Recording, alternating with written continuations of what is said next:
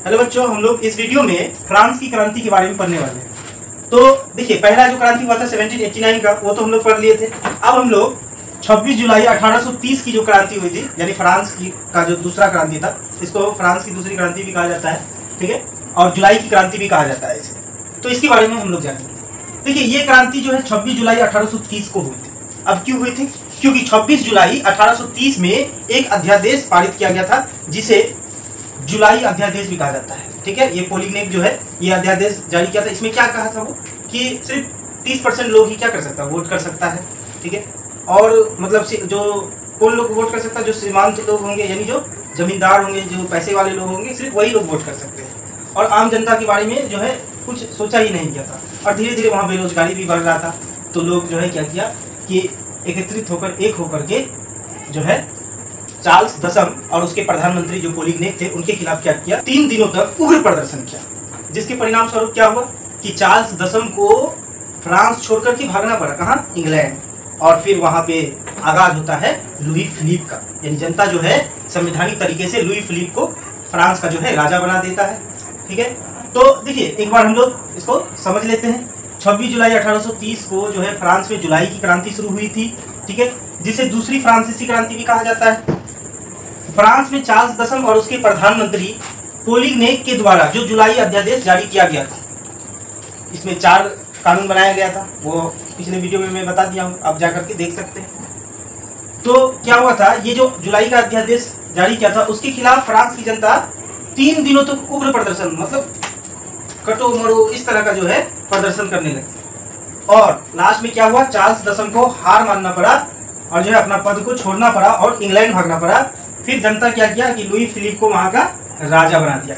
तो यही क्या था बच्चों, 26 जुलाई 1830 की फ्रांस की क्रांति। इसी को जुलाई की क्रांति भी कहा जाता है और इसी को फ्रांस का जो दूसरा क्रांति है वो भी कहा जाता है। देखिए, दूसरी फ्रांसीसी क्रांति भी इसे कहा जाता है।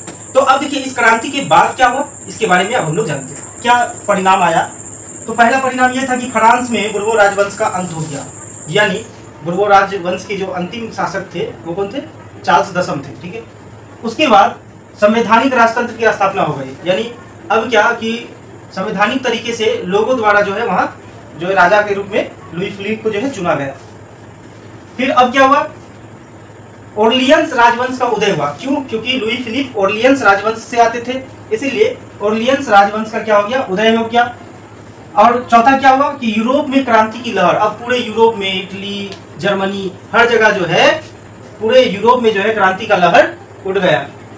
पांचवा क्या था कि जनता की संप्रभुता का सिद्धांत। अब जो है जनता जिसे चाहती थी उसको ही वहां का राजा बनाया जाता था, ये सिद्धांत वहां लागू किया गया। पांचवा क्या था कि राष्ट्रवाद का जो है उदय होने लगा और भी क्षेत्र में लोग जो है राष्ट्रवाद से प्रेरित होने लगे। हर कोई अपने अपने राष्ट्र से जुड़ना चाहते थे, अपने राष्ट्र के प्रति सोचना चाहते थे, अपने राष्ट्र को विकसित करना चाहते थे। तो ये क्रांति का ये परिणाम रहा। अब हम लोग जानेंगे लुई फिलिप के बारे में।